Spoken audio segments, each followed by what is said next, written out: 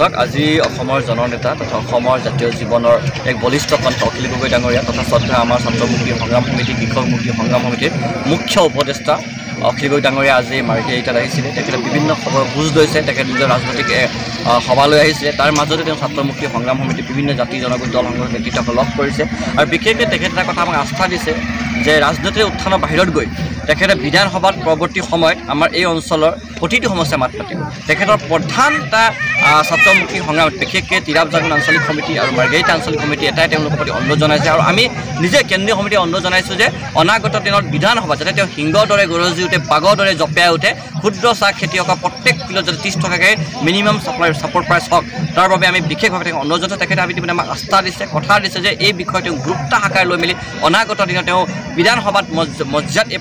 প্ৰস্তাৱ উত্থাপন কৰিব আৰু একে সময়তে ইয়াত মাটি সমস্যা আছে মানুহবোৰে আজিলৈকে মাটি পট্টা পোৱা নাই বহুতো ফৰেষ্ট লেণ্ড হৈ আছে বহুত এনচিৰ মাটিবোৰ হৈ আছে আজিলৈকে মাটিবোৰ জৰীপ হোৱা নাই এই গোটেই বিষয়টো আমি তেখেতৰ ওচৰলৈ আমি দাঙি ধৰিছোঁ একে সময়তে চাহ জনগোষ্ঠীৰ যি তেওঁলোকৰ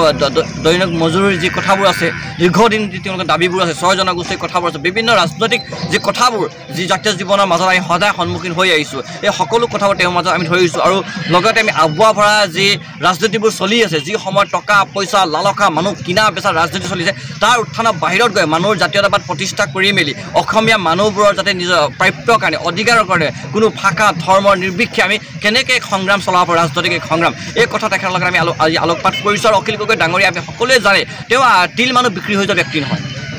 বিভিন্ন ঘাট আৰু প্ৰতিকাৰৰ মাজেদি অখিল গগৈ ডাঙৰীয়া পাৰ হৈছে হয়তো অসমৰ এই মাতৃভূমিত হয়তো অখিল গগৈৰ নিচিনা নিৰ্যাতন হয়তো চৰকাৰৰ ফালৰ পৰা কোনো ব্যক্তি হোৱা নাই আৰু দ্বিতীয় ব্যক্তি হ'ব নোৱাৰে তাৰ পাছতো যে অখিল গগৈ ডাঙৰীয়া এক বলিষ্ঠ কণ্ঠৰে অসমীয়া মানুহবোৰক খবৰ ল'বলৈ আজি আহিছে আৰু একে সময়তে তেওঁ লুৰিণজ্যোতি গগৈৰ কাৰণে তেওঁ প্ৰচাৰ চলাইছে আৰু আমি তাক আমি আদৰণি জনাইছোঁ আৰু আমি ক'বলৈ বিচাৰিছোঁ এক জাতীয়তাবাদ প্ৰতিষ্ঠা হোৱাটো অত্যন্ত প্ৰয়োজন য'ত মানুহবোৰে আজি জয় আই অসম ক'বলৈ ভয় খাবলৈ হৈছে এক সন্ত্ৰাস সৃষ্টি হৈছে চাৰিওফালে তেনে সময়ৰ মাজত জয় আই অসম যাতে মুকলি আকাশৰ তলত মুক্ত মনেৰে আৰু মুক্ত কণ্ঠৰে ক'বলৈ পাৰোঁ তাৰ কাৰণে পৰিৱেশ ৰচিবৰ কাৰণে ছাত্ৰ মুক্তি সংগ্ৰাম সমিতিয়ে নিজৰ মৰ্যাদাত থাকি মেলি আমাৰ যি চৰিত্ৰ তাক অক্ষুণ্ণ ৰাখি মেলি আমি এক ৰাজনৈতিক সংগ্ৰাম চলাই লৈ যাব বিচাৰিছোঁ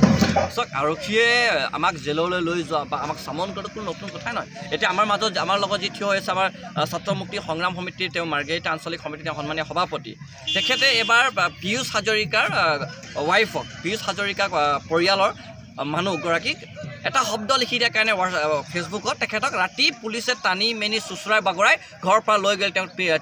পেঙি থানাত থৈছিল গতিকে এনেধৰণৰ সন্ত্ৰাস তেওঁলোকে চলাই থাকে আমাৰ ওপৰত নিৰ্যাতন চলাই থাকে আমাৰ ওপৰত ভুৱা গোচৰৰ ওপৰত গোচৰ যায় এতিয়ালৈকে আমাৰ ওপৰত কত গোচৰ জাপি দিছে আমি ৰাস্তাত থিয় হ'লে পাঁচতলৰ থিয় হ'লে আমাৰ ওপৰত তেখেতলৈ ৰুলছ ব্ৰেকিং ৰুলছ কিবা কিবি ৰুলছ আইন কানুন ভংগ 141 ধাৰা ভংগ কেছবোৰ জাপি গতিকে আমাৰ ওপৰত তেওঁলোকে যিমানেই নিৰ্যাতন চলাই নাথাকক তেওঁলোকে আমাৰ ওপৰত যিমানেই অত্যাচাৰ কিয় নকৰক থাকক আমি